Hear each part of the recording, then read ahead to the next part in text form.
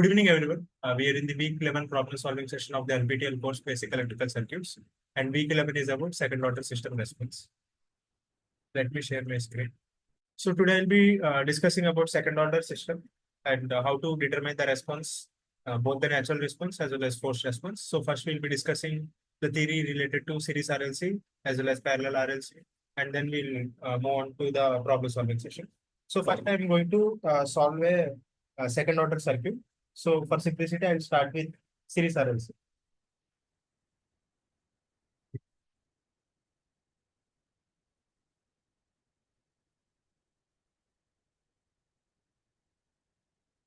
Second order circuit.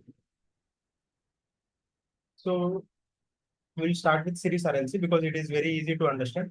Then slowly we'll move to parallel RLC.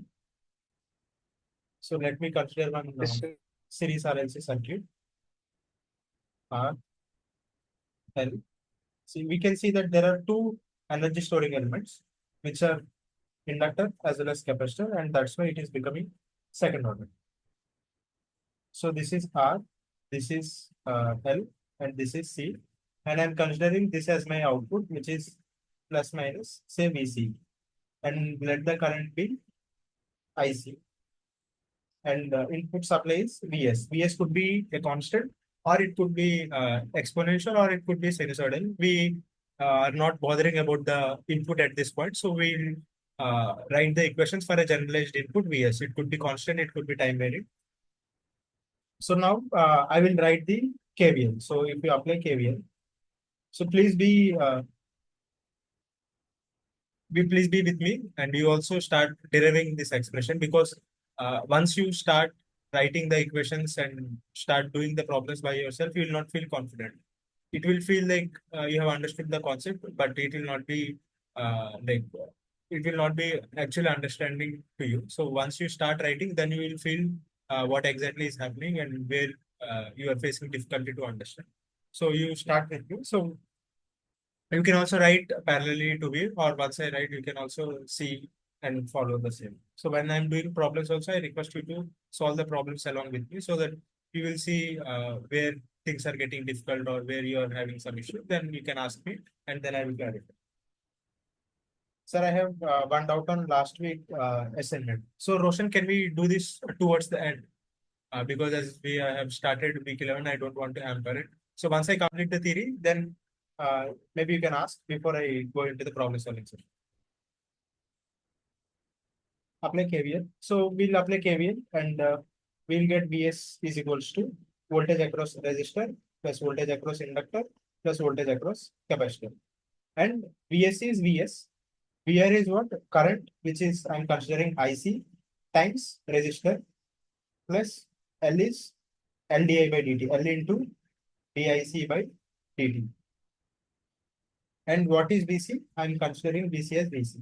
But we know that IC is equals to C into dVC by dt. So I'm writing everything in terms of VC. So I'll back substitute the IC and then I'll see what expression I'm getting.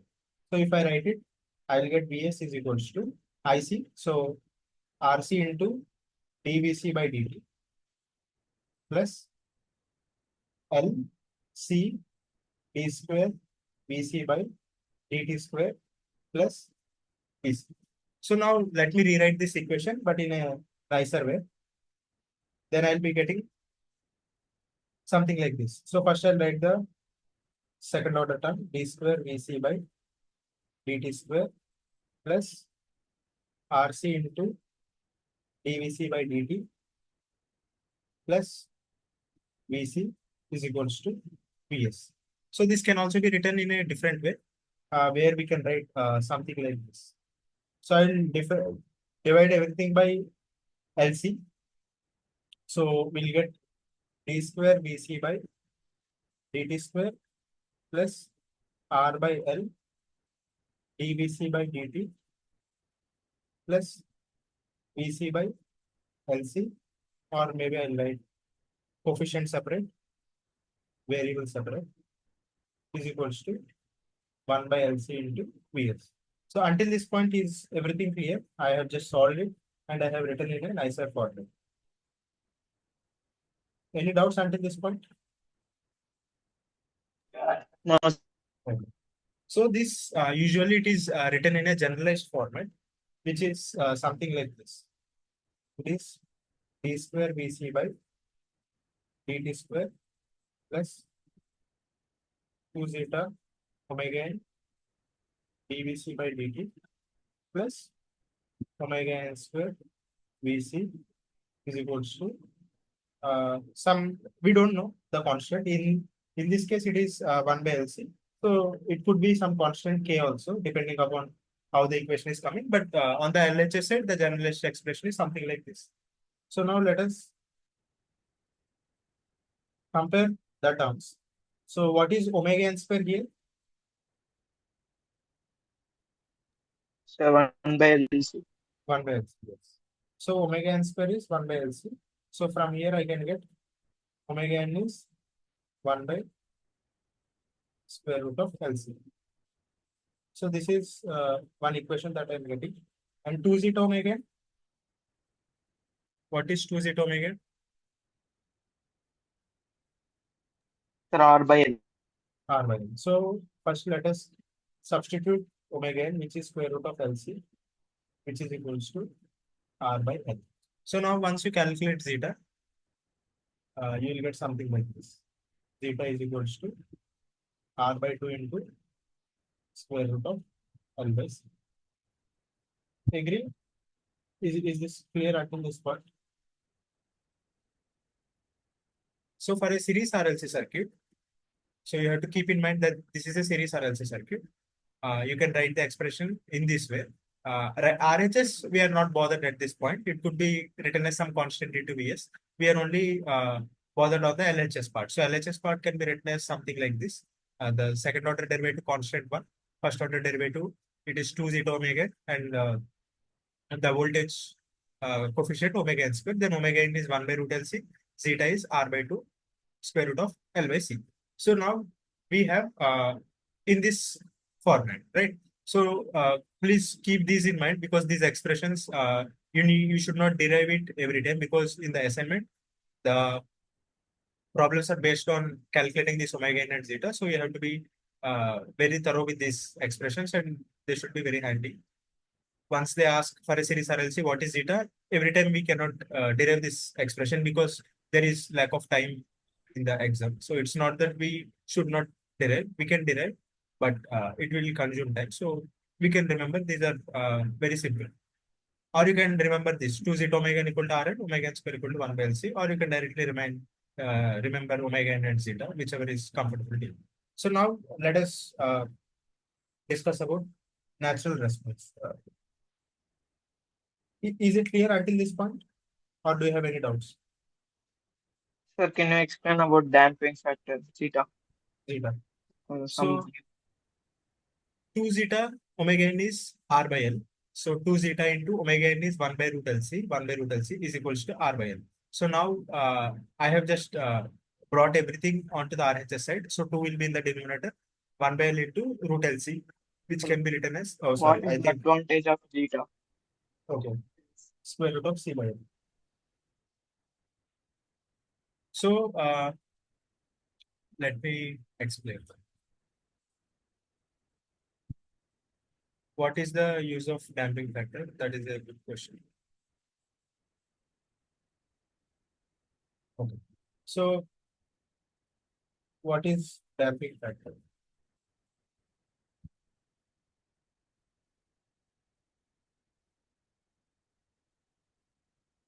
So first let us consider one is the first order and another is the second order.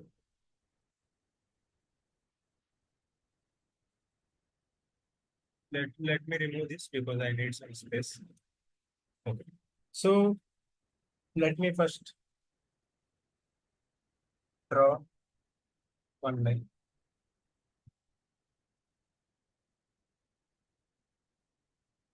So we have something like this. And say I have given a step response. So maybe I can use a blue color. So we have, maybe blue is mixed with the rules. So I have to use a different color. Let us use red color. So we have given a step response, something like this. So this is my input u of t. So I can write this line is my input, say u of t. Now I am calculating the output, which is y of t. Maybe I'll use blue color. So say this is my y of. So how will my y of t looks? It will look something like this, right?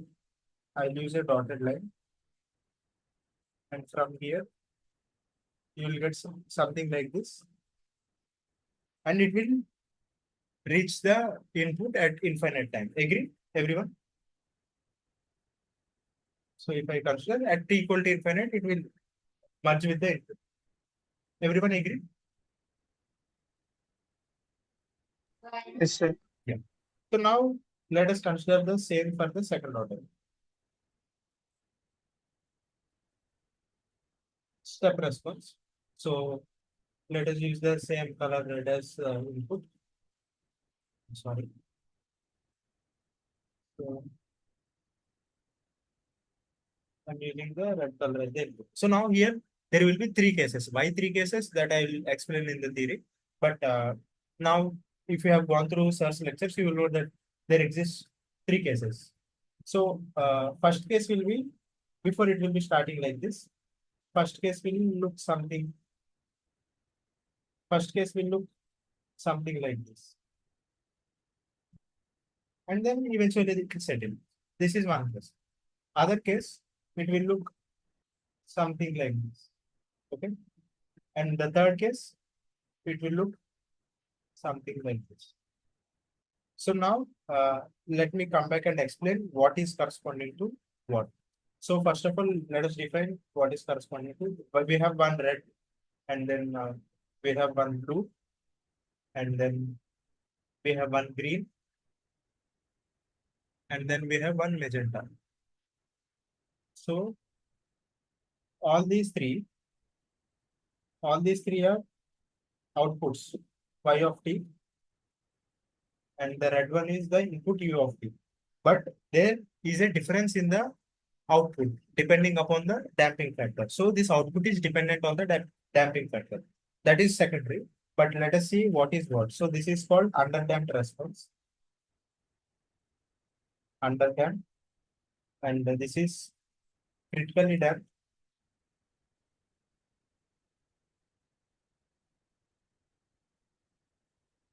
And this is overdamped. And these are related on zeta.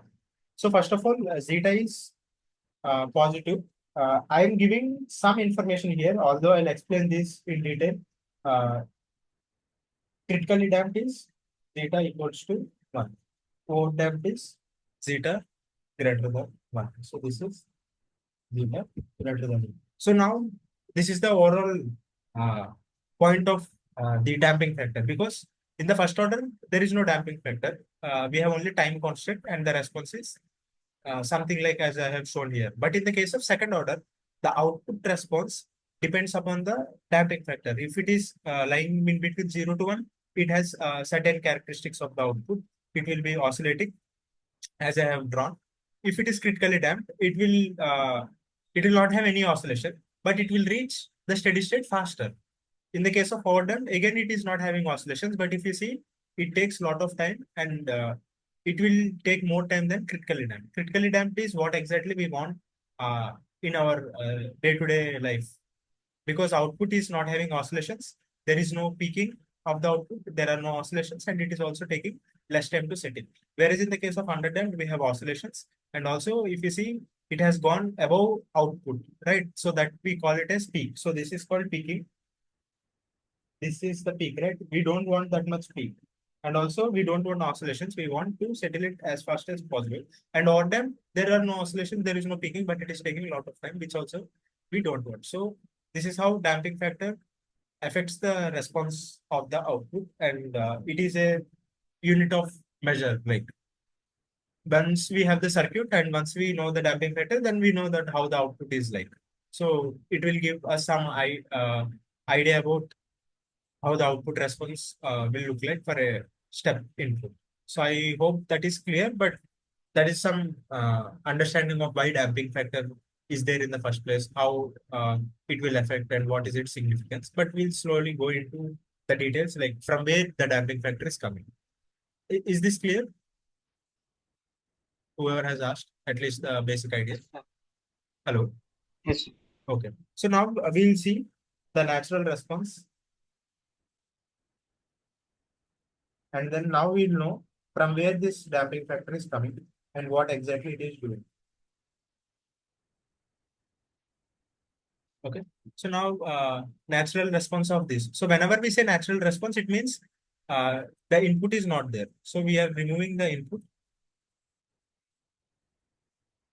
and this is the equation, our equation, right? So natural response means we have Vs is equals to 0. So the equation will become something like this. How we'll get? We'll get d square Vc by dt square plus 2 zeta omega n dVc by dt plus omega n square Vc is equals to 0.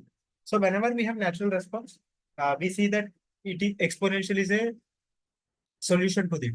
Why?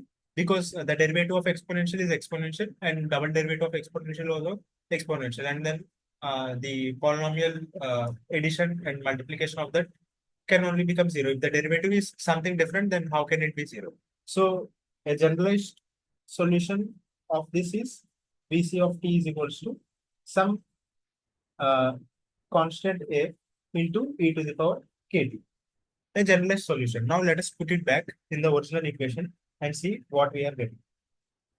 So if I do double derivative, I'll get a into e to the power kt into k square 2 zeta omega n into a into e to the power kt into k plus omega n square into a into e to the power kt equals to 0. Agree?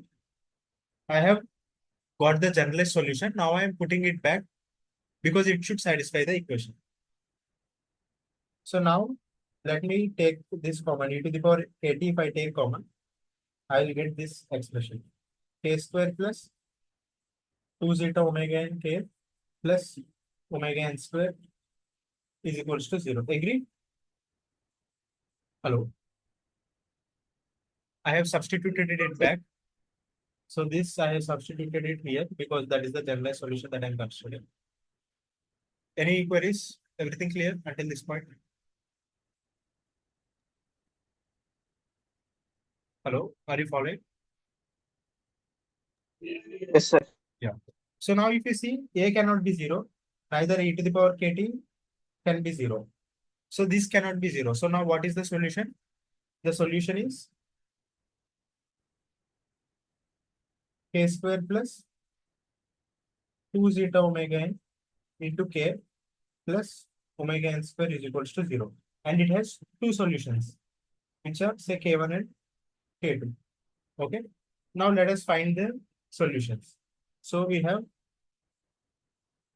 k1 comma k2 is equals to minus b plus or minus square root of b square 4 zeta omega n square minus 4 omega n square by 2a, which is 2.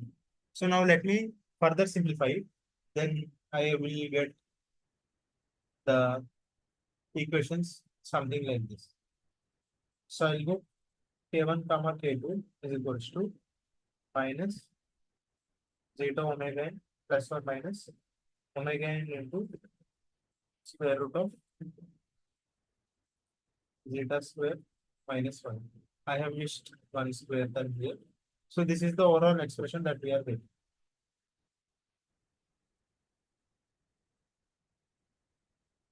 Agree?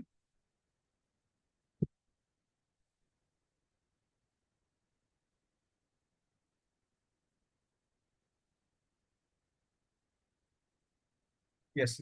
So now here, based on zeta, I'll get three conditions. So let me make a table.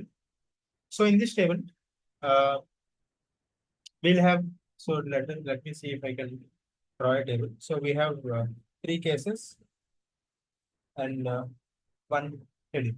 So this is the table, and so we have zeta, and then we have its name, and then we have solution. So this table is very important. So that's why I'm drawing it as a table. Okay. So now on the top we have zeta value. Sorry. On the top we have zeta value, and then we have. I think I should. I'll get. Let me draw four.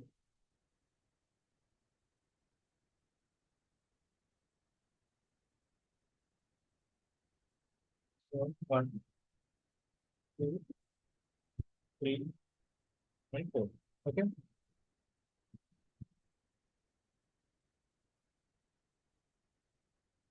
Okay.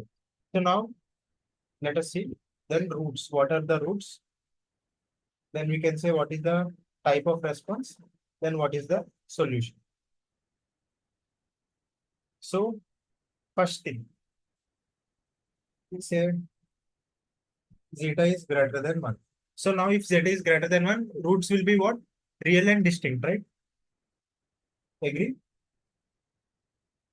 Hello.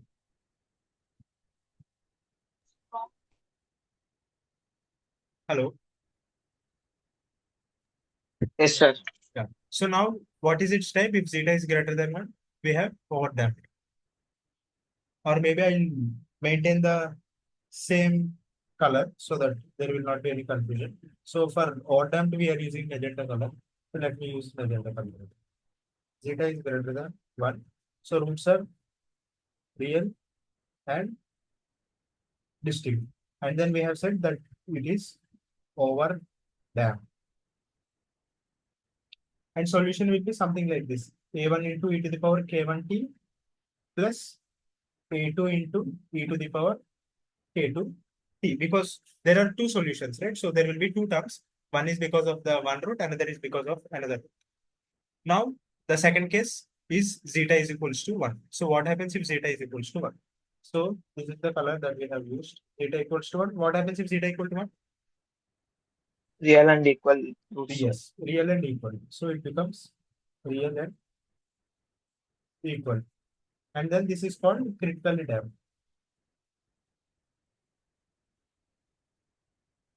Critically damped.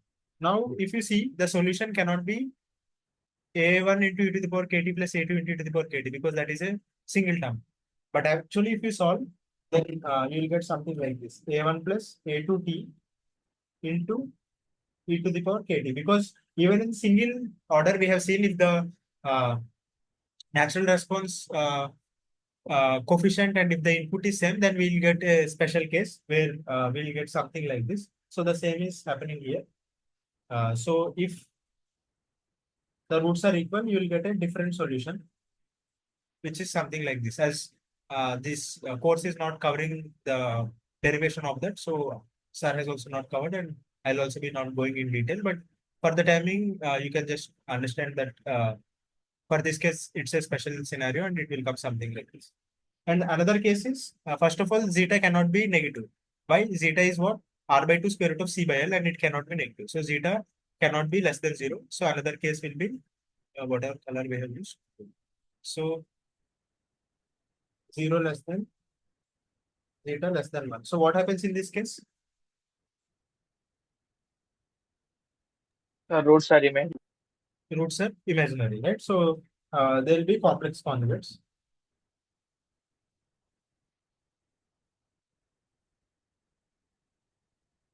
And they are called under them. So now what happens in this scenario? Again, you will get something similar to, because the roots are distinct, right? They are not the same.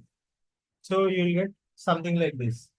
A1 into e to the power k1t plus a1 star into e to the power k1 star t. And what is a1 star? A1 star is the complex conjugate of it, right? So it will be a1 into e to the power k1t plus a1 star into e to the power k1 star t.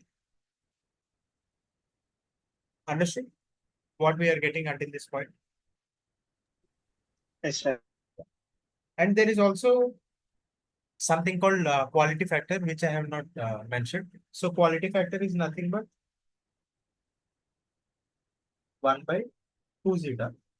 So it is defined something like this. So this is called quality factor.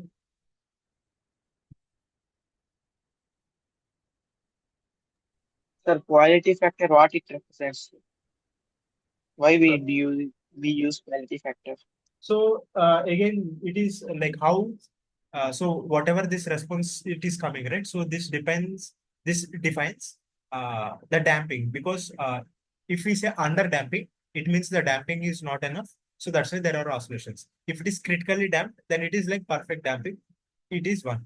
If it is over damping, then it means the damping is too much, that it is making the response slower. So this defines the damping, right? Because depending upon the damping, the step response is different. Similarly, if I draw the Bode plot, I'm not sure if you are aware of the Bode plot. Bode plot is like the frequency response of the system. So in that Bode plot, similarly, how we are getting this, this damping, there you will get peaking. So depending upon so basically these are acting like a low pass filter. So depending upon the quality of the notch and the low pass filter, we are defining this quality factor Q, which like decides the quality of the that filter. Similar to how the damping is defining the step response, similarly quality factor is used to define that quality of the filter. I'm not sure whether it is covered or not. So if it is not covered, you just keep in mind it defines like the quality of the filter, because these are all low pass filters. Maybe if you are not aware, you cannot understand. But for the timing, you can see how damping is related to the step response. So quality factor is related to the frequency response. Okay. So now we have almost covered what needs to be taught in the series RLC circuit. But let me just summarize so that we can move into parallel RLC. So in the case of series RLC, we have considered R, L, and C, and we have considered inductor, sorry, the capacitor current as well as the capacitor voltage as IC/VC. And then we have applied KVL and we have converted everything in terms of VC. Then we got a differential equation. Then we have written in an ISAT format, which is t square Vc by dt square plus 2 zeta omega and tvc by dt plus omega L square Vc equal to 1 by LC Vs. Then we compared it and then we got the expression for omega n, which is the natural frequency. So this is called natural frequency.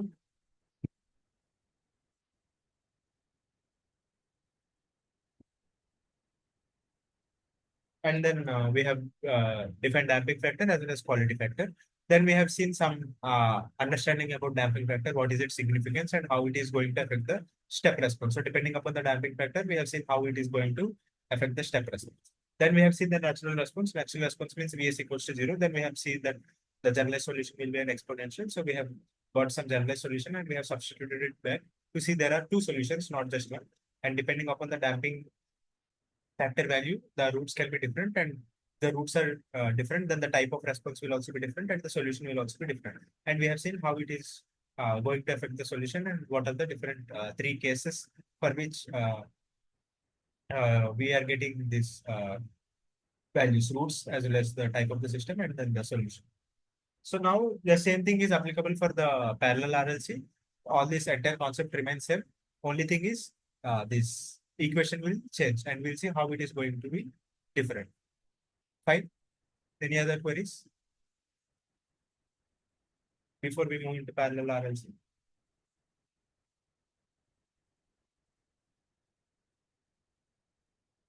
Hello.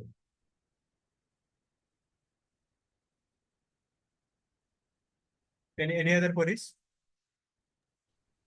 No, sir. Okay.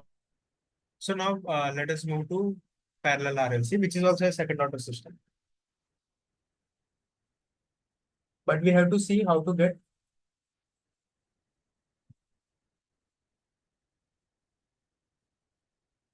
the equation of a parallel RLC of a series RLC.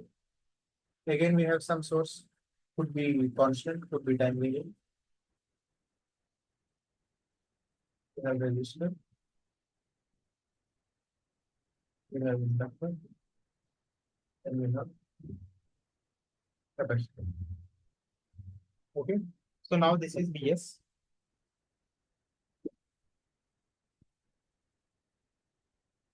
R, this is L, this is C. So let this be IC plus minus VC. Let this be IM and let this be IR. So now you tell me how to start with this, how to get the differential equation. Sir, KCL. KCL, but I don't know this current, right?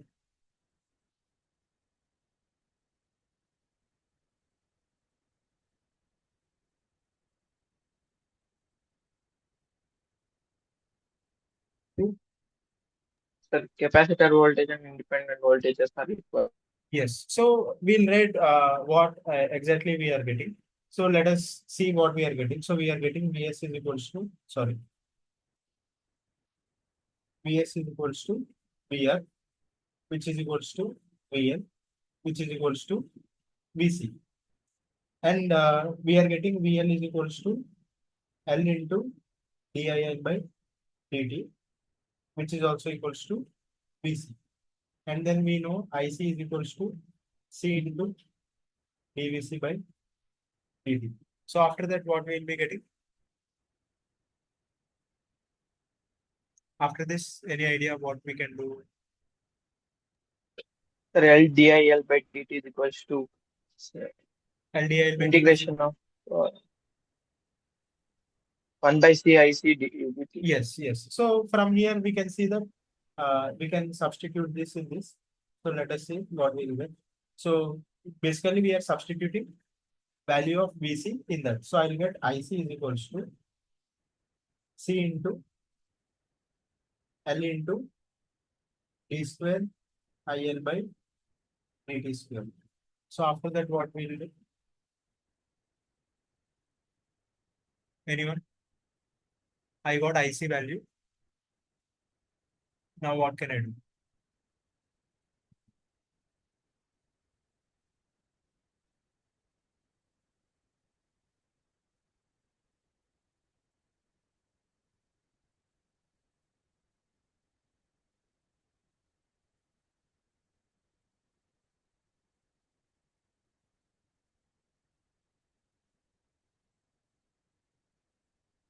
Hello?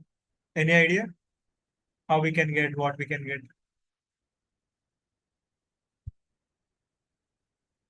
So in this case, actually, you will get something like this. Because if you see, VC is equals to VS, right? So this becomes very simple. So you'll get something like this. L into DIL by dt is equals to VS. And then IC is equals to C into dVs by dt. And then IR is equals to Vs by R. So what is happening is here we are not getting a second order equation as such because all of them are in parallel. We are getting one differential equation to calculate IN, one first order differential equation to calculate IC, and then one direct equation to calculate IR. So now I will get information of IN, IC as well as IR. So basically this is very simplified version. If you see, this is the simplest. So we have considered the simplest case for this. But this is all are in parallel. Now we'll consider another circuit, which is something like this. So resistor is in this way, and then inductor is in this way, and then capacitor is in this way. So you understood what is with the previous case because it is the simplest form because all the voltages are same. You know the voltage across them, then you can directly get the currents. Basically, you will not get second order equation as such because it is the simplified form. The second order system has been now divided into two first order systems. But that is the simplest case when all of them are in parallel because voltage across all of them are same. Now we are considering something like this. So the first point is, how do I know whether this is series RLC or parallel RLC or how will I know? How to check? How to check whether it is series RLC or parallel RLC?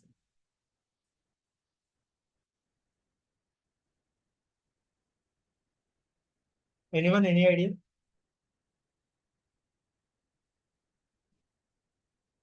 How to check? How will I check? Because how will I know that? Voltages, Sorry, voltages will be equal, voltages. should Sir, be first equal. disable the end. Sorry, there is less than a minute. So if this meeting can kindly join back, we will continue the discussion. So you may be looking at the circuit. You can see that L and C are in parallel, but R is not parallel. So what we have to do is we have to follow some guidelines. So first,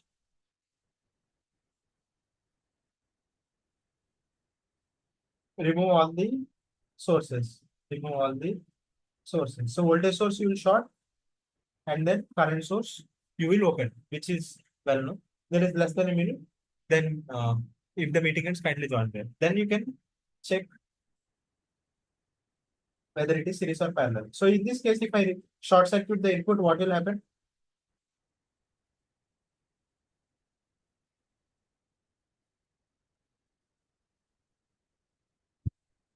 Got it? So now, in this case, first we'll short circuit the voltage. Then you tell me whether they're in series or parallel. Hello, Sir, they are in parallel. they're in parallel, right? So that's how you check whether it is in series or it is in parallel. Maybe looking at it, it might not seem like it is parallel because you can see the resistor in series with inductor and capacitor which are in parallel. So it may not look like it is parallel, but once you remove the sources, which means short circuiting the voltage source, open circuiting the current source, then you'll know whether it is in series or parallel. So now let us do the same. So this is my plus minus BC. This is my IC. This is my IN. This is my IR. So now let us apply KCL. So maybe I'll go a little bit faster because this is just circuit solving. But you pay attention and see if you have any difficulty in understanding or not. So I have applied this. Now I will substitute. What is IR in terms of VS and VC?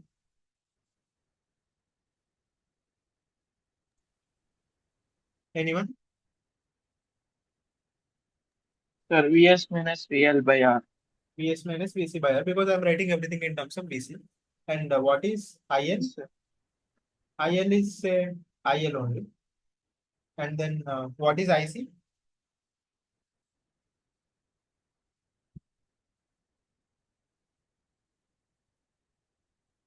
C dBc by dt.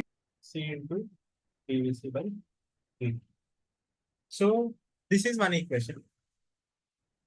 I know another equation, which is VL equal to VC is equals to L into DIL by dt, right? Agree? Yes, sir. Yeah. So now what I'm going to do is differentiate it. Differentiate it. Then we'll get something like this. Because Vs could be constant, could be time varying. So I don't know whether dVs by dt is 0 or not. So I will consider it dVs by dt only because I don't know. Minus dVc by dt 1 by R equal to DIL by dt plus C into d square Vc by dt square, right? Agree? And what is DIL by dt, which is Vc by L plus C into d square Vc by dt square. Agree? Clear or do you have any doubt? Clear. Yeah. So now I'll reframe it in a nicer way. The way we have written it for series RLC, d square Vc by dt square plus 1 by RC dVc by dt plus 1 by LC Vc is equals to 1 by RC dVc by dt.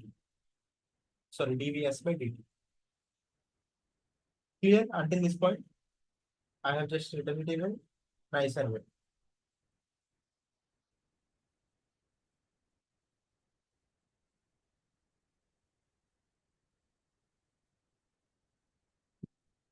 So now this can also be written in the way that we have written, which is d square vc by dt square plus 2 zeta omega n dvc by dt plus omega n square vc is equals to 1 by RC. RHS we are keeping it same because we are only defining it on the LHS side. So we are not bothered about what is there in the RHS side because there we are not defining any variable as such. Clear until this point?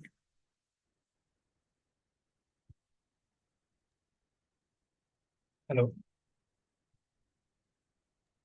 Yes, sir. Yeah. So now in this case, what is omega n square?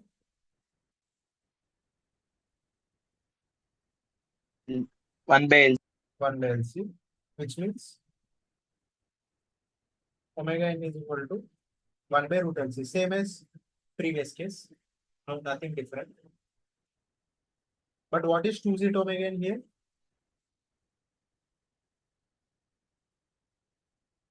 1 by RC. 1 by R. Okay. So now let us check what is 2 zeta omega n? 2 zeta 1 by square root of LC. So if we do that, we are getting something like this. Zeta is equals to 1 by 2R square root of L by C.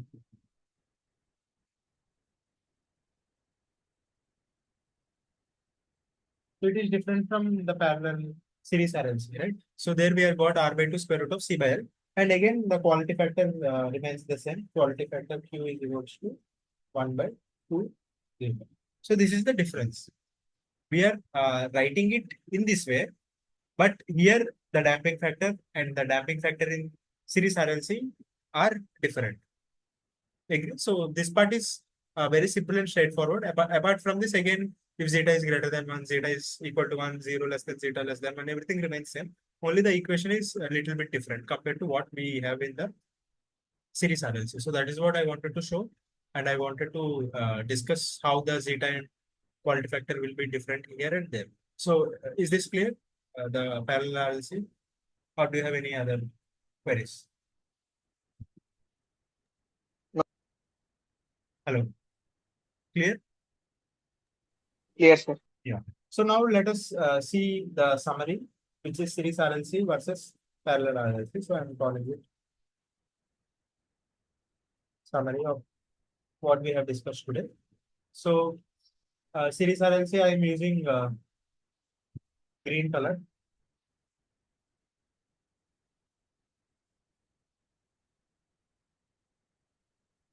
And this I'm using orange color.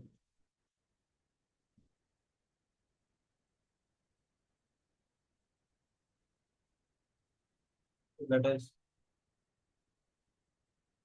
draw a line. Now let us see what we have there and what we have here. So first, let us get the circuit. So this is the circuit. So even if you see in series RLC, if you short the voltage source, then you see that all of them are in series. So that's why we are saying it is in series. So this is the series RLC circuit. And now let us go here, which is the parallel RLC circuit. So this is the one of the parallel RLC. It could be other way around. R and C parallel L in series, R and C parallel L in series, and C in series and R and L are in parallel. So any possibility is fine. But you have to remember the natural response means the LHS side remains same. Only there will be difference in the RHS side. So the natural response will remain same in both of them. Maybe I'll make it a little bit short. Okay, now it will fit. So this is the natural response equations that we got there, and this is the expression that we got here.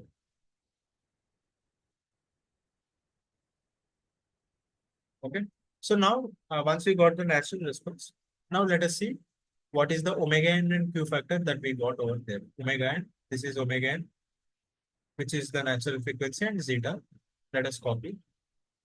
So I'm summarizing it so that if you want to refer, you can refer and you will get all the values here. You need not derive again and again. So this is the zeta.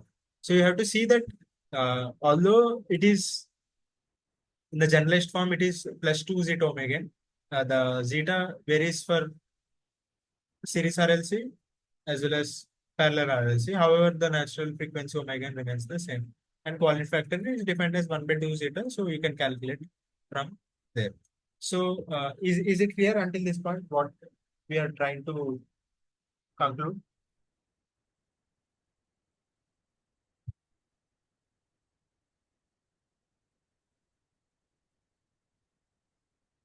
We have to memorize this summary set. Yes. Basically, not the equation. See, this equation is redundant. Only you have to see, if you see the generalized equation, it is same in both the cases.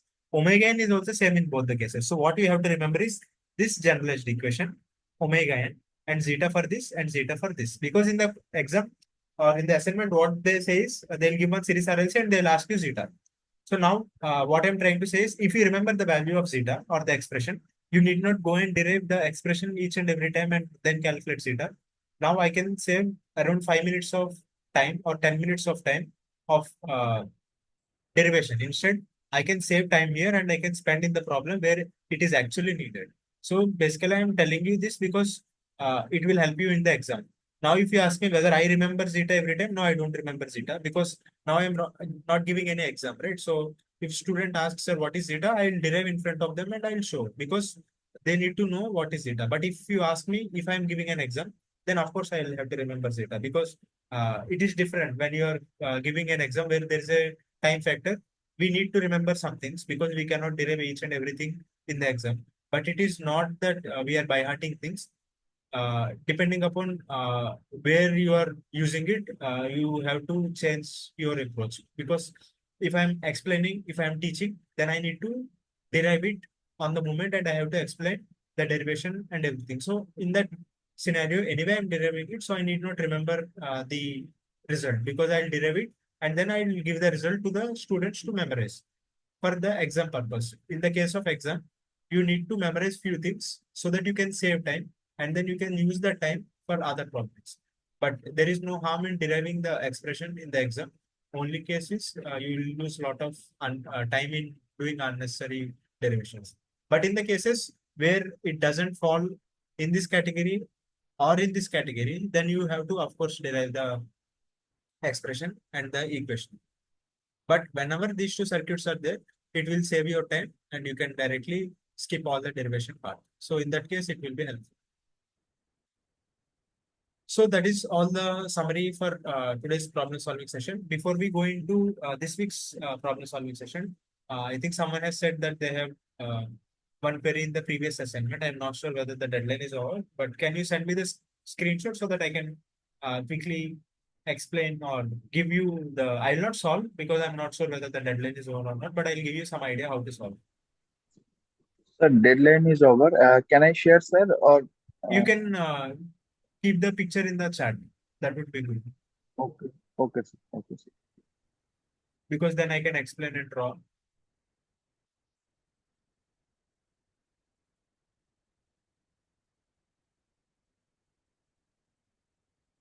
So now you will see when I move on to problem solving session, you will see that things become easy and you will save a lot of time and that will also increase your confidence.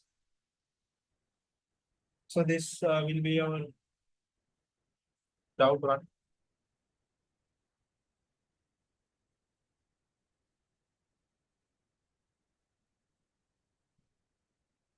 And this is, I think, from assignment 11.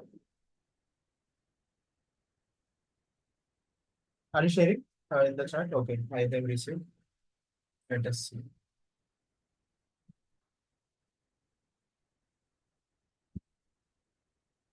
Okay.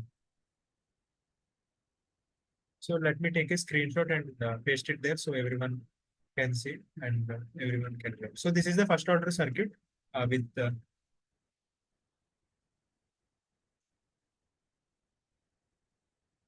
so let us read. So they have given one source and RC, which is a first order circuit, as we know, as we have discussed in the last week. They're saying for Vs is equals to Vp cos omega t plus phi, which of the following statements are correct? Transient response will die down with time. Steady state response will die down with time. Transient response will not die down with time. Steady state response will not die down with time. So now, if you see, I have told say Vs is secondary. In the output side, V0, we have two solutions. One is the natural response,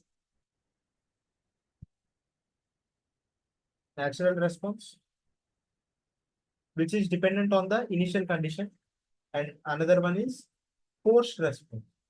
So I will not answer the question directly, but I'll make you answer. I'll teach. So here it is based on what? It is based on initial conditions. So if the circuit is already having some initial conditions, then whatever is happening to that initial condition, that is happening due to the natural response. And whatever that is happening because of the input, that is the forced response. So now we have seen in the case of initial conditions, we got exponential term, right? So we got something like e to the power minus t by RC. So it has the term e to the power minus t by RC because the time constant is RC. So it is some constant k into e to the power minus t by RC. Because we have seen similar to what you will get in the second order natural response. Here it is a second order. So that's why we got two solutions, right? K1 and K2. But if you solve for first order, we have seen we will get only a into e to the power kt, and it will be e to the power minus t by RC. That I have derived and I have shown in the last week. So I am skipping the derivation. If you have doubt, you can refer to my last week video, but this is the solution. So now if you see, every time I need not derive to remember this. I have remembered the result because it's an important result. And you have these things, you will learn slowly what is important, what is not important, what you need to study, what you need not study. And whatever because of the input, we have seen that it will be a scaled version of the input. So if it is cos a Vp cos omega t, output will be some A cos omega t plus some phase difference, right? Because we have said that this is a filter. So it will be A cos omega t plus some phase difference phi 2. Because it will not be the same as input, it will have some phase difference phi 2. Now you tell me, so this is also called as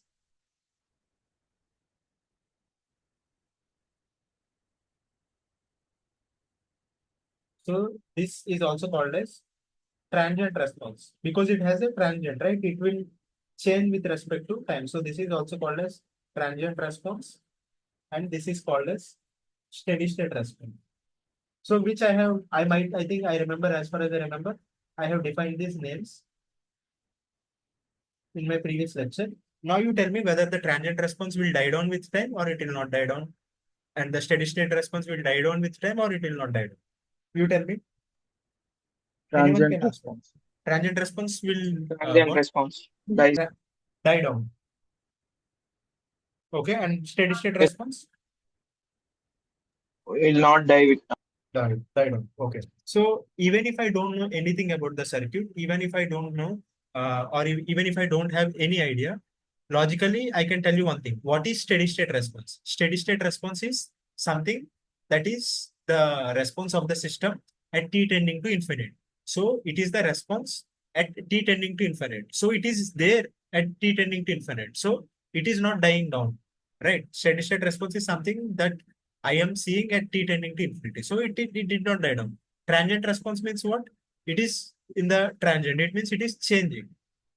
So that's why we are calling it transient, because it will not appear at the steady state. It will eventually fade away or it will die down. So that's why we are calling it transient response. So from the name itself, I can say that steady state response is something at steady state, so it will not die down. Transient response is something that is there in transient and it will die down eventually. So it has For calculating the coefficients K1, yes, K2, we need to have the information about the initial condition. But in one yes. of the questions which I have shared, there was no initial condition given, and there were one option like cannot be determined. So I selected that as there was no initial condition selected, but it was marked as wrong. Okay, So can you sir please so check? as people are not seeing the question, let me just control C. So this is the second note that he has asked. So this is the circuit which is very similar to what he has given in the previous query. So, and let us also open the solution that they have given. So 3 and 4 are related to this, or what? As I am not reading the full question, Sir, can you related to this, sir. Same question. same question, right? So this is Yes. the response and the questions that are given. So identify the correct option regarding the amplitude of the forced response at the output. Okay. So they are saying remains the same, increased by a factor of 5.09, decreased by a factor of 5.09, cannot be determined. Okay. Now I have told that this is caused because of initial conditions. So in order to get this value of K, you need to depend upon the initial condition. Forced response is because of the input. So this solution, you have to plug in back in the differential equation and you will get the value of this. So can you tell me what will be the differential equation? dVc by dt plus 1 by RC into Vc is equals to Vs. Something like this, right? Or is it not? Yes, sir. No mistake, right? Or is this wrong? Uh, Vs by RC, right?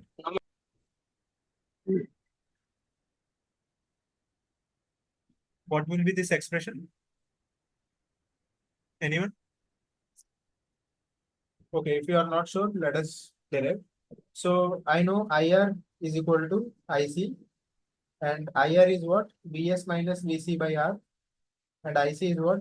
C into dVc by dt. So now I will get dVc by dt plus 1 by RC into Vc is equal to 1 by RC into Vs. So now I will take what is my forced response. Forced response Vs, or I should say Vc forced, will be some constant K into cos omega t plus 5.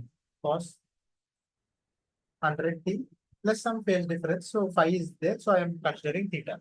Now you have to back substitute it here and then find the value of K. So now if you see, you will get the value of K and you will get the value of theta in terms of Vp and phi. So once you calculate, you will get the this, right? You have to be very careful. Natural response, in order to calculate the natural response, you need initial condition. In order to calculate the forced response, you need to have the information about the input. But they are asking in terms of Vp, right? How much, by what factor it is increased or decreased. So I will get K in terms of Vp and also theta in terms of phi or Vp. You have to check how you are getting. So if you see in my previous lectures, I have solved one problem where they have given the input and I am finding the forced response and how I have calculated K and theta. Similarly, identify the current regarding the amplitude of the forced response at the output. So now you have to calculate K and theta. So in this, if you substitute back in this, you have Vs. Vs is there, right? So this is my Vs. So once you substitute, you have to find K, you have to find theta. So theta will be in some magnitude and K will also be in terms of Vp and theta, maybe you'll get in terms of phi. So they are asking, it is increased by or decreased by. So it may be phi plus tan inverse phi or phi minus tan inverse phi, or it could be phi. So that's why you have to substitute this and check. we have Is to that clear? compare, sir. Yes. We have to compare, then get the result. Yes. So they are But not actually, asking I the got phase of this. confused as there was no initial condition. So I was confused about how to find this K. Okay. Okay, sir. I Okay, I got it. get it. So this is the thing. If you want to find the natural response, you need initial condition. If you want to find the forced response, you need to have the input information. So they have uh, given this can't be determined to confuse you. But sometimes you have to think whether they have given to confuse us or whether that is the answer. So you just have to check once and maybe you have directly kept can't be determined. But I would always suggest you to see once whether uh, if we substitute this, whether we get any information or is it unsolvable. So those things you have to see. It is not wrong to make mistakes because now you have understood the concept. Because if you have not understood the concept and if you have given some guess and if it is correct, you might not have asked this question. Because you have made a mistake, you have asked, now you know, so now you will remember. But in the final exam, please not repeat this mistake. Okay. So yeah, two doubts from the last assignment. So now we'll see how learning that theory will help us. So now we are going to the problem solving session.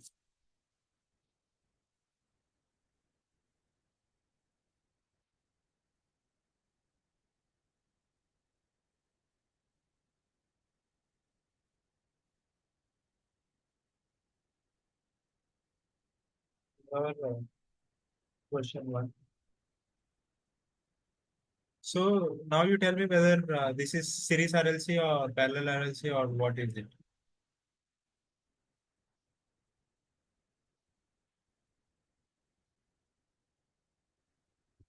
Parallel RLC. Parallel RLC, right? And how did you determine? When you remove the Sir, by source, disabling the Input. When disabling the input? the input capacitor sir. and output capacitor both are in parallel, sir. Parallel, right? So now how the circuit will become? So it has one resistor, it has one inductor, and it has one capacitor, right? 1 ohm resistor, 2 microhenry, then summation of is- 25 picofarad and another 25 picofarad. So what will be the effective So capacitance? 50 picofarad. 50 50 pico. picofarad. Okay. So now if you let us go back and just revise one point that I have told, that when we are defining this omega and zeta, they are not dependent on the input side. They are dependent on the natural response side. So for any given circuit, irrespective of what is the input, so even if I make Vs is equals to 0, still the left hand side will not change because this is applicable for any Vs, right? So even if I make Vs is equals to 0, my zeta and omega n definition will not change. So if you see in this question, they have not given Vs. Why? Because it is not needed. Sometimes they ask whether Vs is needed or not. For determining zeta and omega n, they are independent of Vs. So I can make Vs to be 0. So let us copy this, right? This entire thing, or this is fine until this point, or maybe let us copy the entire thing. So now you have to keep one thing in mind, that the zeta and omega n are independent of Vs. So even if Vs is 0, so this is what Vs is equals to 0 condition, right? This is what Vs equals to 0 condition, right? So the zeta and omega n for the circuit that is mentioned in the question, and the zeta and omega n for this circuit will remain same. Because here, even if there is some finite Vs, or even if the Vs is 0, it should be the same, right? Agreed? Understood? Yes, sir. Yeah. So now let us calculate zeta. 1 by 2r into square root of L by C. So let us substitute the values. So R is 100, right? 1 by 2 into 100, and square root of L is 2 into 10 to the power minus 6, and this is 50 into 10 to the power minus 12. So now can someone calculate the value and tell me what is the value of zeta?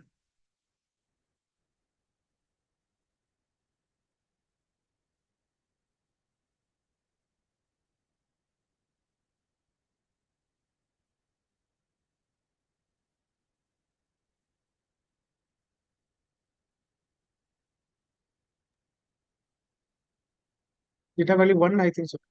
One. Others agree? So this is critically damped, underdamped, overdamped. What is it? Critical, sir. Critically damped, right?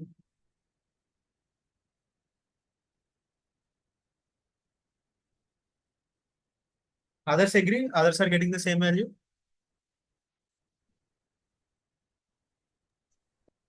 Hello?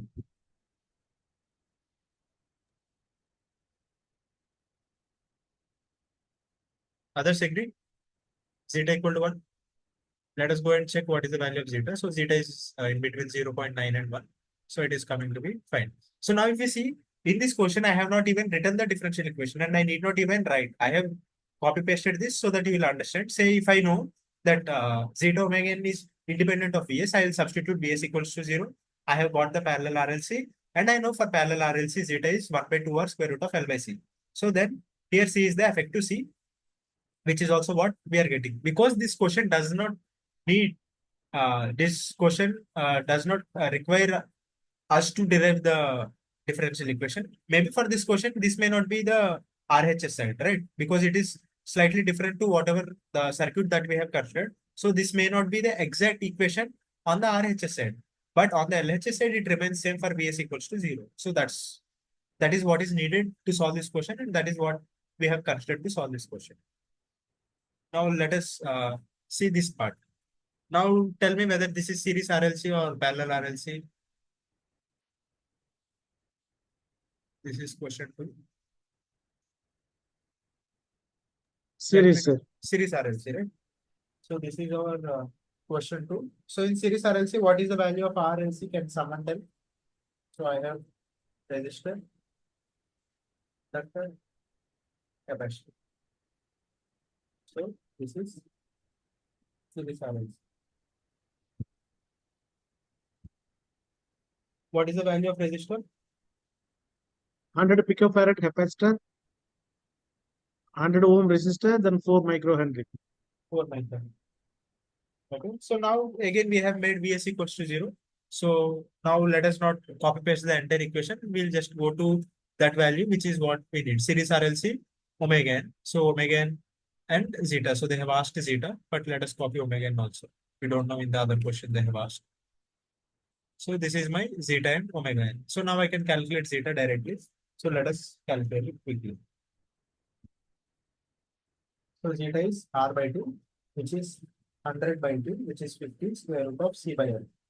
C is 100 picofarad, 100 into 10 to the power minus 12 by 4 into 10 to the power minus 6. So can someone calculate and tell me what value of zeta you are getting?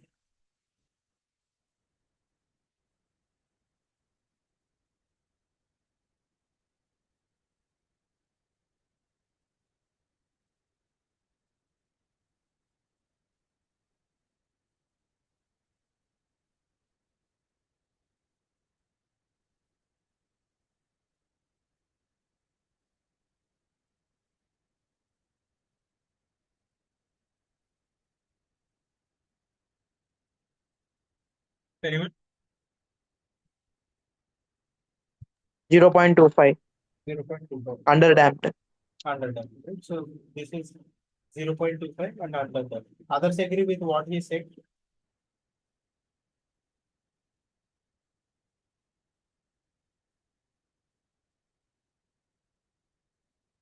So this is underdamped, and this is what the value of zeta that we are getting. Let us check. So it is in between 0.2 and 3.1. It is 0.25. That whatever you are getting. So then we can solve this question, which I have seen to be very interesting. So I hope that that question is clear. Or do you have any doubts? No, sir. Others agree? I see only 1% talking. I don't know who is because I'm not checking the names. Yes. Yes, sir. Yes, sir. Others agree, right? Okay. Yes. So if you see in this question, so now they have given zeta to be 0.8. So because they have not given the value of R. So first we have to find out the value of R. So this becomes our question 3. So first of all, series RLC or parallel RLC?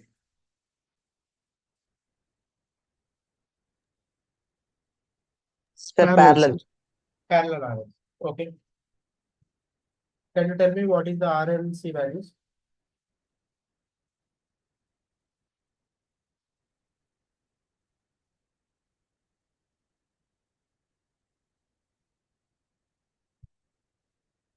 R is how much? Unknown. L is how much? 1 micro. What is C? 100 picofarad. 100 picofarad. So they have given zeta to be 0.8. So the value is 1 by 2 r square root of L by C. But if you don't remember, let me just copy paste. So now you see how much handy this expression is becoming. We just have to solve it directly. So now I know that zeta, which is what they have given as 0.8.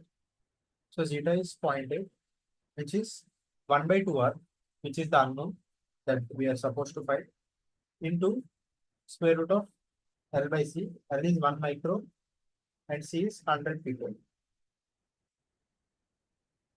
So can someone calculate and tell me what is the value that we will get of R?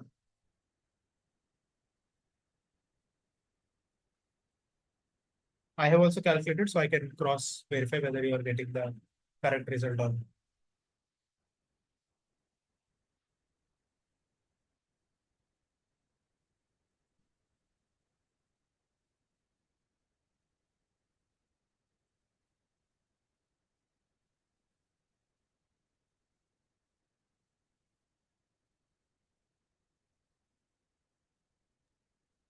One 25 ohm, Sorry, 125.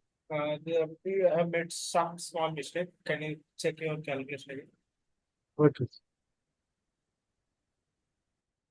62.5 ohms. Yes, yes. So I think you have missed the previous slide. Whoever has told you might have missed 1, 2.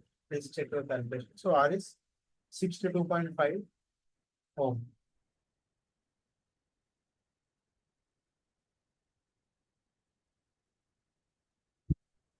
Okay. So we got the value of R. But if you see in this question, they have given Vs of t and they are asking IR of t. But for that to be calculated, you need to have the differential equation, because now I cannot randomly calculate IR of t because I need the differential equation to get IR of t. So for this purpose, now you have to understand that you need to derive the differential equation because it is needed. But whereas for calculating zeta R, it is common for all the parallel RLC, common for all series RLC. So that's why even if there is some change in the circuit, you need not derive it. So here we have saved time. We directly got the value of R.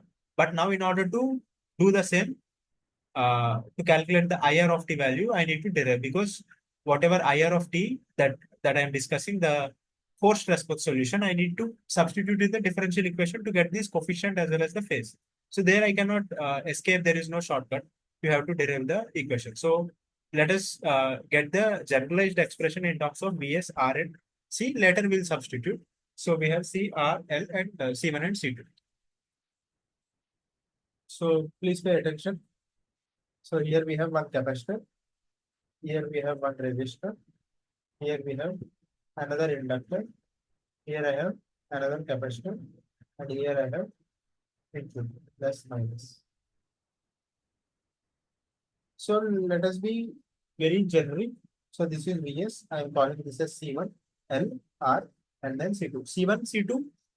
In this question, they are equal and they have given value, but I want to make it a generalized expression. So even if in the upcoming question, so now what is the advantage? Why I'm choosing this way? Because if you see whatever questions that we have solved, this question, it is similar to this question also, right? So now if I get a generalized expression, if I have to find the forced response in this case for different values, in this case for different values, I need not derive it again, because similar type of circuit is given and they're asking something in terms of differential equation. So once if I derive it in a generic form, I will just substitute the values and it is applicable for different values if the circuit remains same. So that's why I always prefer to derive the expression at least when I'm teaching, so that even if there is any other question, I'll just use this result in that part.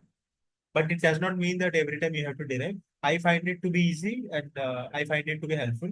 But if you are feeling that if you write the expression and substitute the values at the beginning, if that is helpful, that is also okay. So now how to solve? Let us consider this to be IC1, IL, IR, IC2, and say this is plus minus VC2. Okay. So now let us apply KCL. Please note that there is less than a minute before this meeting ends. If this meeting ends, kindly join back. So if I apply KCL, what will happen? IC1 is equal to IL plus IR plus IC2, right? What is IC1? C dVc by dt, right? And what is it?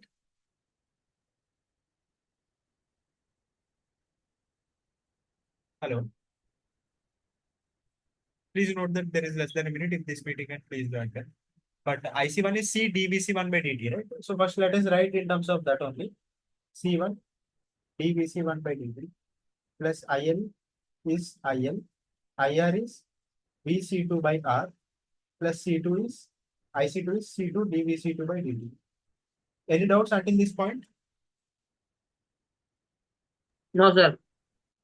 Yeah. So if you see, I cannot combine these two capacitors because they are not exactly in parallel. Only when Vs is 0, they are in parallel, but they are not in parallel. So that's why I cannot combine these two capacitors. And it is not correct also because they are not exactly in parallel. So now what is VC1 in terms of Vs and VC2? What is VC1? Anyone, any idea?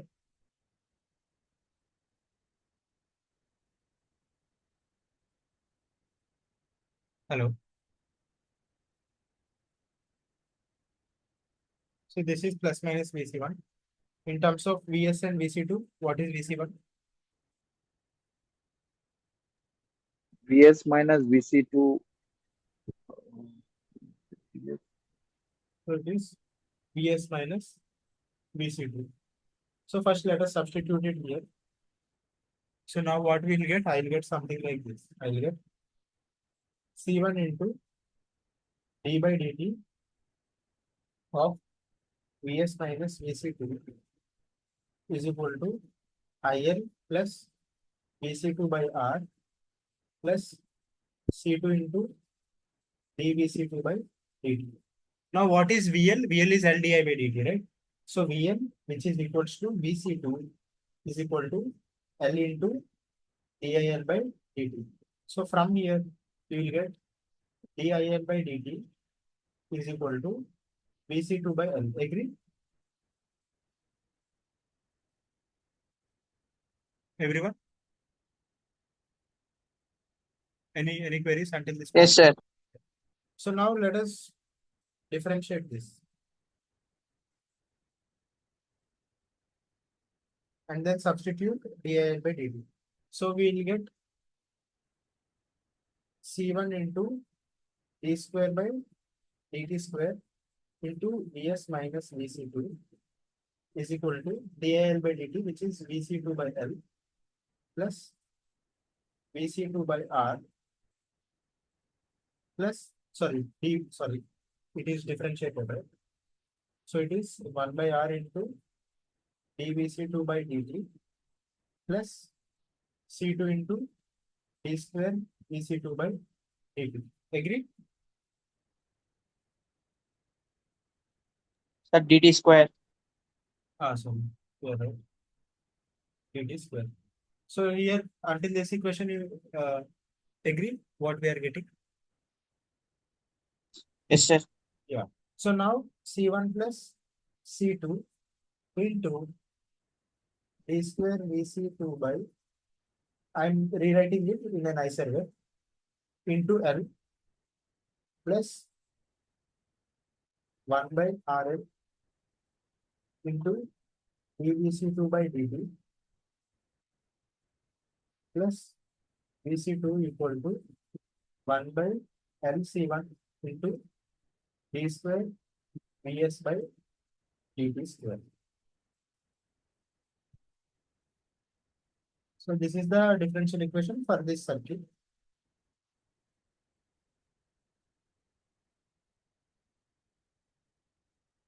Any queries until this point? I'm sorry, I think I have made a mistake. This will be L by R because we are multiplying with L.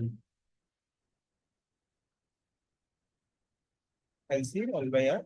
So it will be something similar to this. If you see, it will be which question? Parallel RLC, right? So it will be LC and here L by R. Agree until this point, whatever we are getting.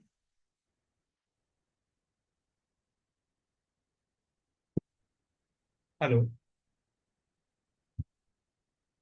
Yes, sir. Yeah. So if you see in the question, they have asked IR of T. And what is IR of T? We know that Vc of t is equal to R into IR of t.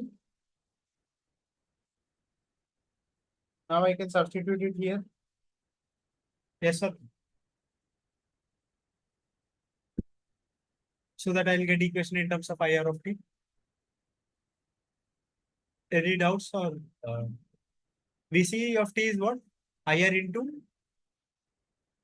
R, right? Current. Sir, VC2 of T. Yes, Vc2. Yes, sorry. Vc2 of t. You are right. Thanks for pointing out. So Vc2 of t, I can substitute R into IR of t. So now let us write the modified equation. So Rn into C1 plus C2 into d square IR of t by dt plus L by R into, so RR get cancelled, so it is just L. So L by R into R, or maybe I'll write so that you will know, into dir of t by dt plus R into IR of t is equal to 1 by LC1 into d square Vs by dt square. So this is the overall equation that first we need to derive. So now we have to go back to question and see what they have asked. So this one, this will cancel. Simply. Agree what we are getting? Or do you have any queries? Yes, sir. Yeah. So now if you see, they're asking forced response for Vs of t equal to 4 cos 10 to the power 8 t. Okay, let us see.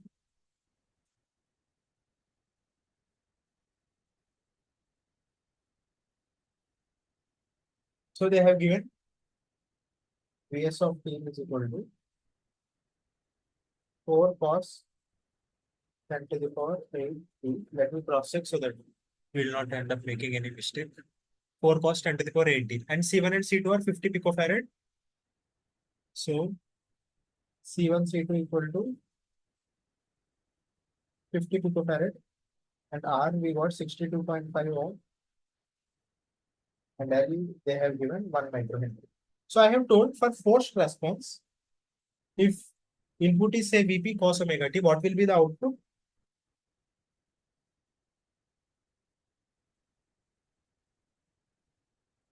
Huh? In terms of second, in this here we have discussion, the doubt that he has asked. If it is Vp cos this, then what is the solution? So in this case, what will be the expression for IR of t?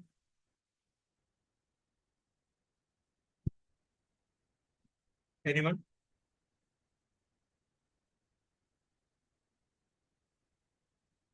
Hello.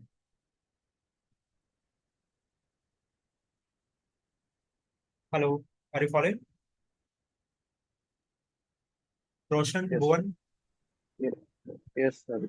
So how can we get? So forced response, I have told that it will be scaled version of the input with some delay. So how can I write IR of t?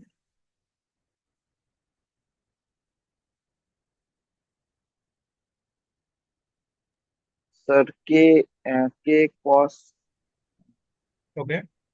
10 K to the cos power k cos 10 to the power 3t plus 5. plus 5. 10 to the power 8t plus 5. Very good. Uh, So now what we have to do is we have to back substitute it and find the solution for k as well as 5. So let us do it. Stay with me. So it is RL into C1 plus C2 into k into 10 to the power 8 whole square. So cos differentiation is minus sign differentiation is minus cos. So we'll get minus cos 10 to the power 8 t plus 5. So this is the first term. Second term is L into one differentiation. So k into omega, which is 10 to the power 8 into cos differentiation is minus sine 10 to the power 8 t plus 5. Then we have R into IR of t. So R into K into cos 10 to the power 8t plus 5. Then on the RHS side, we have 1 by LC1. So maybe I'll just take it somewhere to the rest. So 1 by LC1. 1 by LC1 into double differentiation of the input. So it is 4 into 10 to the power 8 whole square. Cos differentiation is minus n differentiation is cos. Cos 10 to the power 8 t. Agree?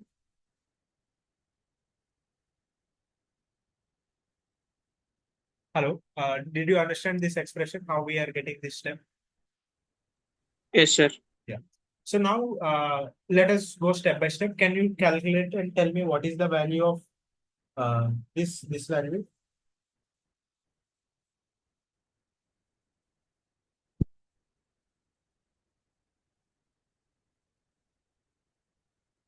R into L into C1 plus C2. C1, C2 I have given into K. So it will be in terms of multiplied by K.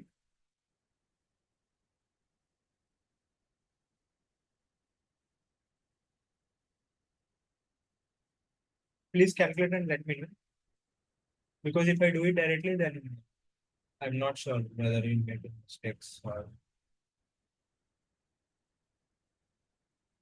It's K into 62.5. K into 62. I think someone has by mistakenly drawn on the screen. Can you please erase if you are there? You can erase, you can take the eraser and erase, please erase. So this is 62.5 K, right? So my first term Yes, sir. will be, there is a minus, right? So minus 62.5 K cos 10 to the power 8 T plus 5. So now let us go to the second term. So second term, can you tell me what is the value of this? It is, I think, 100K, right? If I'm not wrong.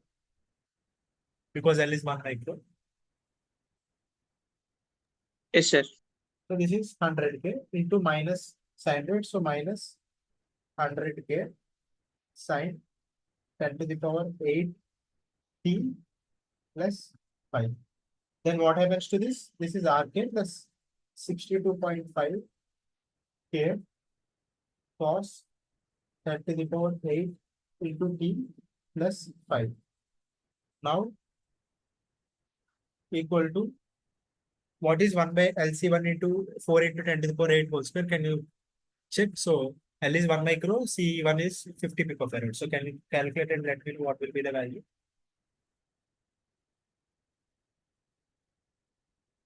And I think I have made one mistake.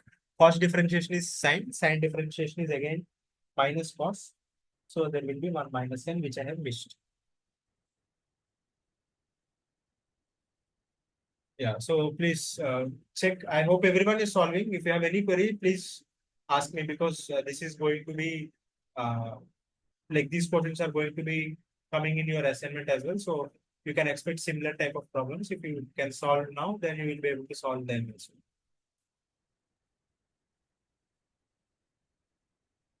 Sir, 8 into 10 to the power of 32. 8 into 10 to the power of 32.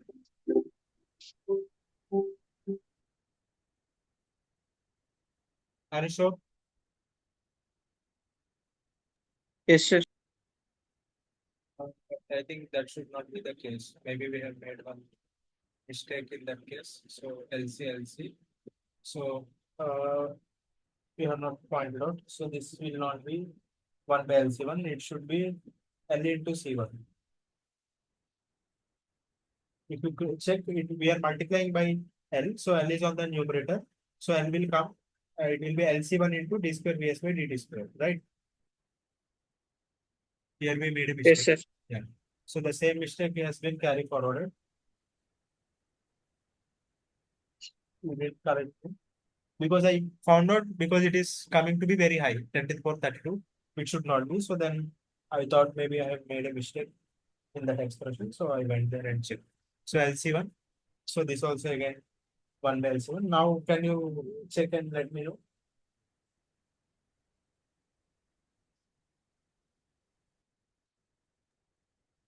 200 into K. 200. There is Sorry, no K 200. here. 200. 200. Are you sure? Yes, sir. I think you should get around 2 because in my calculations I'm getting 2. Can you cross check? At least 1 micro. So 10 to the power minus 6 into 10 to the power minus 12. So 10 to the power minus 18 into 10 to the power 16. So 10 to the power minus 2 Yes, sir. 2, into 2. 4 It's into 2. 5. How much? 2. 2. So 2 into minus cos. So minus 2 cos 10 to the power 8 into 3. So now if you see, this term gets cancelled with this term.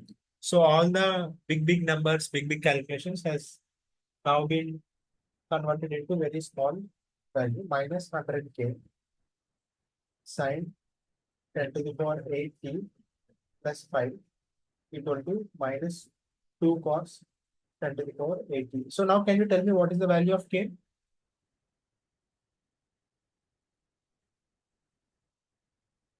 What is the value of k?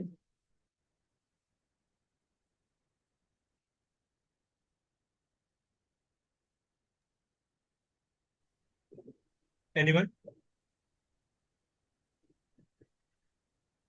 50, sir. Sir, 1 by 50 into 1 by 50, right? 50. yes, sir. So, 1 by 50. so I have to compare this and this. So k is how much? 1 by 50. If 1 by 50 means 20 milliampere. So now what is 5?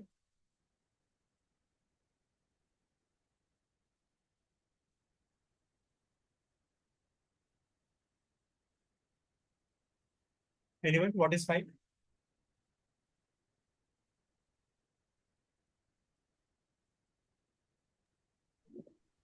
90 degree. 90 degrees. Yeah, very good.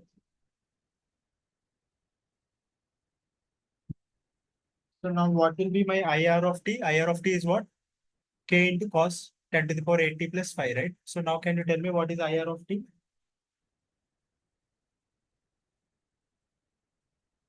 IR of t is equal to K into cos 10 to the power 8 t plus 90 degrees in milliampere. Agree, everyone? Yes, sir. So this is my final expression.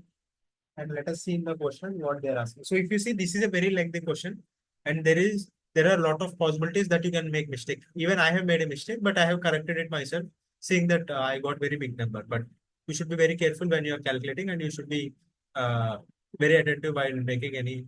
So what is the amplitude of IR of t here? What is the amplitude? 20. 20. Yeah, very good. So it is 20. So if you see this, it consists of 1 point only, but if you see, it is very lengthy question. But sometimes it is happen, it is unfair to give 1 point to this question, because if I were to given if I had the opportunity, or if I had the power to give, I would have given 2 marks or 3 marks, provided how much calculations we have done, right? It is not so simple problem, because this is also 1 mark, this is also 1 mark. It is unfair, but that's how it is. So we cannot complain, but it should be at least 2 or 3 marks. So let me just summarize what we have discussed in this question. This question is very conceptual, and this question covers a lot of concepts. First of all, for calculating the damping factor, we can connect we can short VS, and then we can get parallel RLC, and we know the damping factor of parallel RLC is this expression. So by substituting all the values, I got R equal to 62.5. Now, in order to calculate IR of t, I have to get differential equation in terms of IR of t. So first I have converted, applied KCL. I have got equation in terms of IC1, IC2, IL, IR. Then I have substituted IC1 and IC2. Then I have substituted VC1. Now I got everything in terms of VS, VC2 except IL. But IL, I got the DIL by dt is VC2 by L. So I have differentiated it. Then I got differential equation in terms of VC2. But in the question, they are asking IR of t. So I have substituted Vs of Vc2 of t in terms of R into IR of t. Now I got expression in terms of IR of t. Now, if this is my forced input, I know that the output will be scaled version of the input with some phase difference. So this is my expression. Now this should satisfy this equation because this is a solution. It should satisfy the differential equation. So we have back substituted it, calculated it, and then compared the expression, and then we have seen that k is 20 milli, phi is 90 degrees. So IR of t is this expression. They have asked the amplitude, but actually in this question, if you ask me, they should have made two parts or maybe more. Like they should ask R value 1 mark, IR of t amplitude 1 mark, phase another mark 3 marks. So it should be having 3 questions and 3 marks, but it's okay. They have made it like that. We cannot say anything. So it So is we 20 can million. memorize the equation. If we memorize the equation, it is easy. I mean, not easy. Means It will, sometimes. but if you see this equation, so you can memorize for this, but you cannot memorize for this because here it is somewhat different.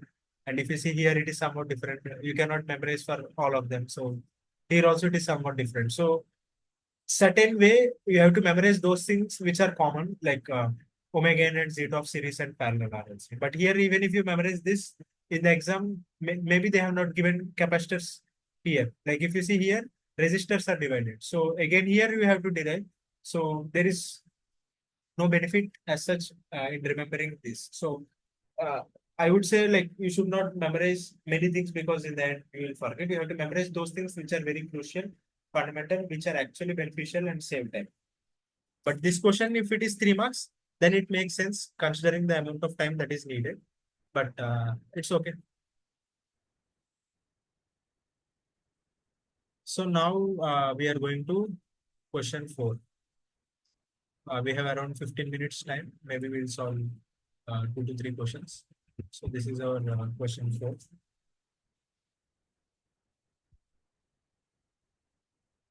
So first of all, let me know whether this is series RLC or parallel RLC or what is it? Series, sir. Series, right? So this is series RLC.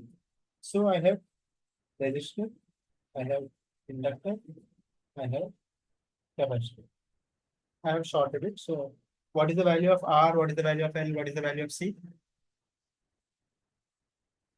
1 kilo ohm, sir. Okay. Others agree? L 10 nano. Sir, 10 nano entry, 4 picofarad. Okay. I think who are you? Roshan, is this you or Bhuvan? Bhuvan. So Roshan, do you Sir, agree? Bhuvan. R is 100, 1 kilo or Yes, sir. Yes, sir. okay, 500 and 500 in parallel. okay. So 500 parallel makes it how much? Then 2, 5, 1 ohm, sorry, it's 1 ohm. divided by 1000. 1 ohm. One is saying 1 ohm, one is saying 1 kilo ohm. Which one? You think 500 and 500 are in parallel, right? So what is the effective resistance? 2.5. See, you are making very big blunder. 500 and 500 are in parallel. So what is the effective resistance? Oh, 500 ohm, 500 ohm. So if two resistors are in parallel, 250 ohm. It's 250 250 ohm, ohm. right? Sorry, Yeah, 6 ohm. yeah, 250 ohm. See, this is an easy question. Here you should not make any mistake. So we got RLC. Now let us go back to our table and see what is the omega n value, what is the zeta. I remember, but as you might not remember, I am referring to this table. But eventually you should also memorize this, at least omega n and eta. So this is the omega n and eta, and this is my current. So can you calculate and tell me what is omega n and what is eta? So this is very simple. It is very pretty straightforward. So tell me what is The omega zeta n? is 2.5. 2.5 what? Zeta. Zeta, sorry. Other person agree? Is it 2.5? Because I cannot see who is talking, so I don't know. Maybe Roshan or Bhuvan. What is omega n?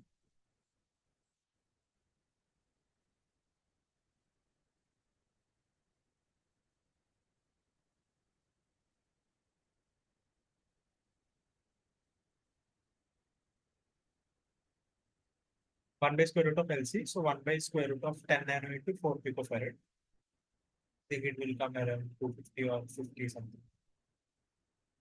50 into some 10 to the Sir, power some. omega n is 1 by 20 into 10 to the power of minus 10.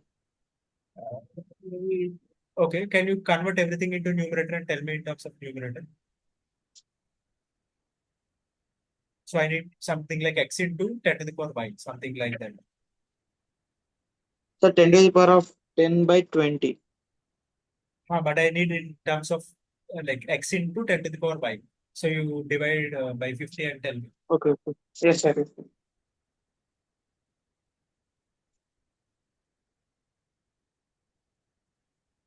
So it's 5 into 10 to the power of 8. 5 into 10 to the power 8. 8. I think you'll get 9. You check because I have calculated and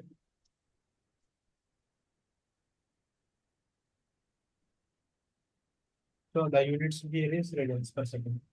Are you getting the same or should I calculate? Sir, no, sir, it's 10 to the power of 8. 8. Okay, let me calculate. So omega n 10 to the is power of 10 by 1 by 20. 1 by square root of LC, right? L is how much? Yes, 10 sir. nano Sir, L is 10 nano Henry. and 4 into 10 to the power minus 1. So 1 by 10 to the power minus 8, right? So 10 to the power minus 4, square root of 4 is 2, and this is 10 to the power minus 6. So it is 10 Yes, to the sir. power 10 by 2. So it is 10 into 10 to the power 9 by 2. So it is 5 into 10 to the power 9, right? I think you might have made some mistake. Is it clear now? Yes, sir. Yes. Yeah. You should practice because you are making many mistakes. Even when I was studying for like my +1, +2 intermediate, I used to make a lot of very, very silly mistakes. In small editions also, I used to make mistakes. But the only way to overcome is to solve problems. You would not believe, like in some of the exam, I have made 1 + 1 as 3, but I did it in a hurry. But it is eventually my mistake and I have lost marks for that problem. So we should practice and practice with math. It is like you have to practice more and more. So you'll feel confident and you will not make mistakes. So zeta is 2.5. We got it. And omega they have asked in giga. So into 10 to the power 9. So it is 5. Clear? This question? Agree, right? It is Yes. 5 because they're asking in giga. Giga means 10 to the power 9. So now let us solve this problem. So this becomes, I think, proportion 5, right? So proportion 5.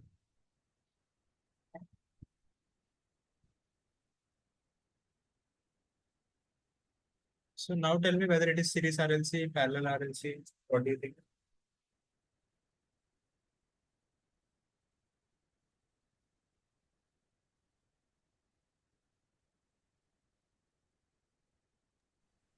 Parallels. Both of you agree? Yes, sir. Parallel RLC, right? How did you get it? Open circuit the current source. Yes, we have to open circuit the current source. So now can you tell me what is the value of R, L, and C? R is It's 4 straightforward. picofarad. Both of you agree?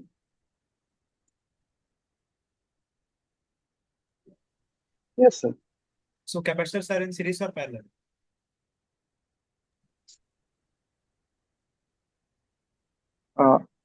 In, sir, it's in series. Okay, so what should be Sorry, the it's value? 1. One, One, right? one. One 4 picofarad. by 1. 1 picofarad. So now again omega n remains same. Eta will be 1 by 2 R square root of L by C. But let us Yes, sir. take it from our table. So today's session is good. You are very interactive and I hope you are also learning how to solve, which will give you confidence. And we have solved many problems and we have also asked 2 doubts. And we have also covered the concepts of series RLC, parallel RLC, and then solution, natural response. and then damping, and then many other aspects. So now you calculate. Maybe I'll bring it slightly down, or maybe I'll copy paste.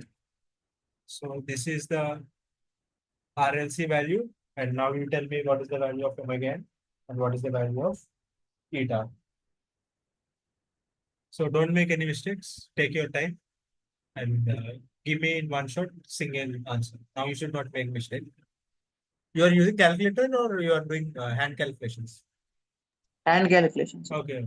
So take your time, no hurry, but give me one answer, that too correct answer, at least this time.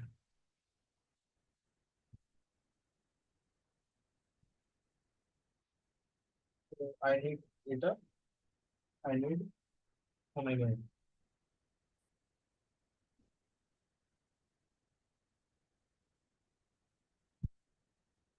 So zeta, you directly give me decimal value, and omega n, it should be Sir, exceeding omega 10 to the n is power 10 to the power of 10. 10 to the Omega power of n 10. 10. Okay. Both of you agree? Okay. Zeta value.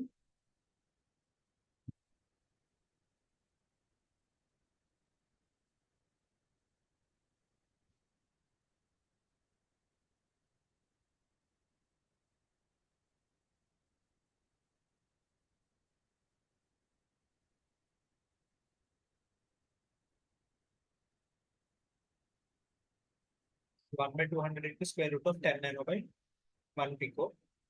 Sir, it's 0.5 0.5. zeta. Yeah. Very good. So now you have given in single shot and without any mistakes. That is good. So zeta is 0.5. So let us go and check. Zeta is 0.5. And omega n is in gigaradians per second. So we got 10 into, 10 to the power 10. So in gigaradians, how much is the value of omega n? Sir, it's 100. Both of you agree? It is 100. 10 to the power 10. In how much is giga? Yes, sir. Giga 10 to the power of 100, I think, sir. No, there is nothing. You tell me what is giga. Sir, 10 or 100, sir. No, you tell me what is giga. You are guessing. So what is kilo? 10 to the 9. Kilo Sir, is how 10 to the much? power of 3. 10 to the power of 3. Mega? 10 to the power of 6. Giga? 10 to the power of 9. It's Yes. 10, Now sir. you tell me 10. Yes. So you know megabyte, kilobyte, gigabyte, right? Same. Yes, sir. 125 GB, 25, 256 GB, you know. So it is 10. Yes, sir. Yes, sir. Yeah. So you, and then similarly, milli, micro, and then nano, pico. Only those are fine. And if you see this question, it is very similar to what we have discussed. Again, it is little bit lengthy. If you see this question, we have two capacitors here, an inductor and resistor, and here voltage source. In this case, we have slightly different. We have a resistor and inductor here, and capacitor and resistor here. So again, you have to solve for the differential equation, and then if you see zeta and omega n. So now I'll ask you very interesting question. So this is the question, right? So now I will not solve, but I'll ask you only one question, question 5. So this is question 6. Here, this question is similar to what I have solved previously, question 3, that big question, lengthy question. So after getting the equation, you'll directly get zeta and omega. So this is, I think, question 6, right? So is this series or is this parallel RLC?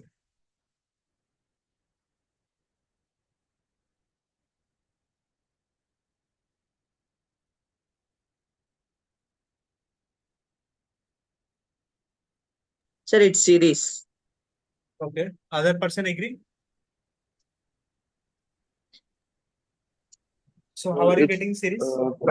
parallel, sir. Okay, how are you getting parallel? How are you getting series? So this is the simplified circuit, right? Yes, sir. So R and L and C are in series, or R and L and C are in parallel, or neither? One resistance in parallel. One resistance. Yes. But is it exactly in series, exactly in parallel?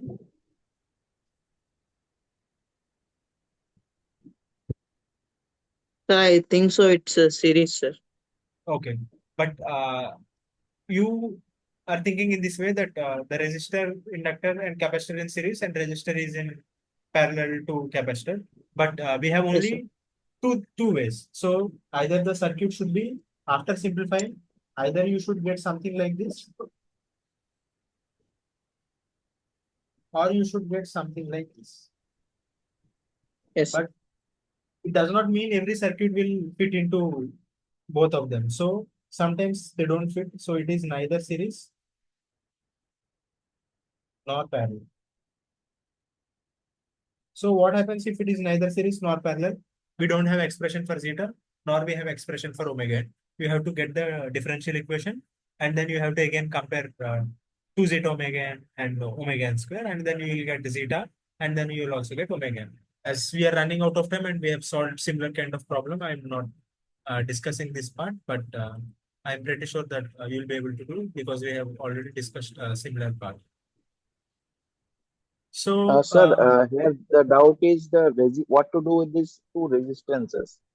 So how so to combine them? okay. Let me copy it.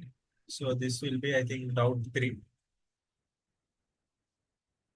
So in the begin figure below, find out the voltage across the inductor when all the transients in the circuit is diode out. So very simple. So this becomes our doubt 3. So first of all, what you have to do is you have to get the differential equation in terms of VL. So let me quickly get it. So this is VL, right? And so this is I1 and this is I2. I'll get I1 is equal to IL plus I2, right? So this is IL. So now I1 is what? I1 is nothing but input Vs minus VL by R1, and IL is IL, I2 is VL by R2. Now I know L is equal to, sorry, VL is equal to L di by dt, right? So VL equal to L Yes, into sir. DIL by dt, which means DIL by dt is 1 by L into VL. So let us differentiate it and then substitute it. So I'm getting something like Vs by R1, sorry, differentiating it. So 1 by R1 into dVs by dt minus 1 by R1 into dVL by dt is equal to VL by L plus d by dVL by dt into 1 by R2. So now what you have to do is, you know that input is 10 cos 3t, right? So now what will be VL? VL will be something like k into cos 10 to the power 3t plus 5. So the process is same. If they have given forced response, what you have to do is first you get the differential equation, then write the expression for the VL and then substitute it and find k and omega. So very simple. I mean k and 5. So very simple and straightforward. Got it? Yes, Yes, sir, sir. yes. Yeah. Okay, then with that, we can end this session here. So we have discussed about the second order system, series RLC, parallel RLC, and then we have discussed about their natural frequency, damping factor, and then their natural response. And then we have addressed few doubts in the assignment 11, and also we have solved many problems from assignment 12. So with that, I'll end this session here. Thank you for being interactive, and I wish you all the best for your assignment 11. See you again in the next week on Monday with week 12 lectures. Okay, good night. Thank you.